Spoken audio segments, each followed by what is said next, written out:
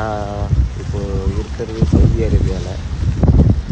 அரேபியாவில் தமாம் சிட்டியில் இருக்கேன். அதே தமாம் சிட்டியில் கார்னிஷ் பீச் நான் இருக்கேன். இப்போ இருக்கிற இடம், இந்த வீடு இருக்கிற இடம் கார்னிஷ் பீச்சுன்னு சொல்லுவாங்க. ரொம்ப அழகாக இருக்குது, ரொம்ப பியூட்டிஃபுல்லாக இருக்குது இந்த இடம்.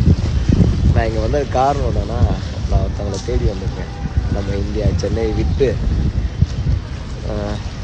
முக்கியமான ஒருத்தங்களன்றதோட என்னோடய உயிர், நான் என் வாழ்க்கையில் ரொம்ப முக்கியமாக நினச்சிட்டு இருந்தாங்க. அவங்க என்ன வந்து உயிராக நினச்சிட்டு இருந்தாங்க. அதேமாதிரி நான் அவங்கள உயிராக நினச்சி தான் ரெண்டு பேரும் அப்படி தான் வாழ்ந்துருந்தோம். நினைத்ததில்ல, அப்படி தான் இருந்தோம். உயிருக்கு உயிராக இருந்த 2 பேரும்.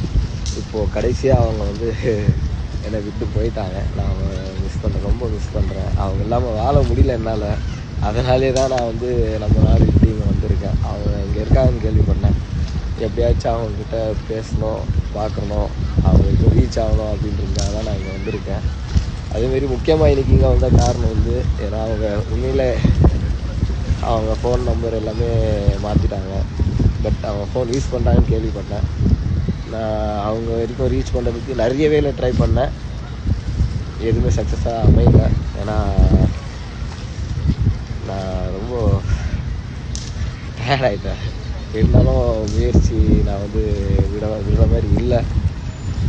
நான் உயிரோடு இருக்க வரைக்கும் அவங்கள ரீச் பண்ணிட்டு ட்ரை பண்ணிட்டு தான் இருப்பேன்.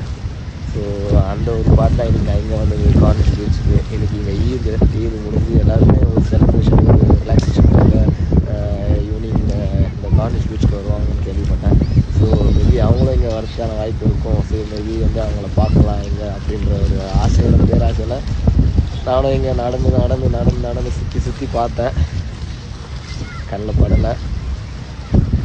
டயர்டாகிட்டு கடைசியாக இங்கே வந்து உட்காந்து வீடியோ எடுக்கிறேன். ஒரு மெமரிக்காக, ஒரு மெமரி இருக்கும். மேபி இந்த வீடியோ நான் வந்து சோஷியல் மீடியாவில் போஸ்ட் பண்ணுவேன். மேபி இது அவங்க இன்னொன்று என்னோடய இன்ஸ்டாகிராம் ஐடியும் எல்லாம் அவங்க பார்க்குறாங்கன்னு கேள்விப்பட்டேன். அதுவும் நான் கேள்விப்பட்டேன், பார்க்குறாங்க. பட் இருந்தாலும் எந்த ஒரு மெசேஜும் இப்போ வரைக்கும் எனக்கு பண்ணதில்லை. ரொம்ப கஷ்டப்பட்டுன்னு இருக்கேன், ரொம்ப கஷ்டப்பட்டு வாழ்ந்துட்டுருக்கேன். அது அவங்களுக்கே தெரியும். அவங்க எல்லாமே என்னால் வாழ முடியாது தெரிஞ்சு அவங்க என்னை விட்டு போனாங்க. அதுதான் எனக்கு ரொம்ப கஷ்டமாக இருக்குது. இந்த வீடியோ பார்த்தாச்சும் அவங்க என்னை வந்து கான்டாக்ட் பண்ணுவாங்கன்னு நம்புகிறேன். அவங்களுக்கு அந்த ஈவு இறக்கம் இருந்ததுன்னா, ஒரு மனசாட்சி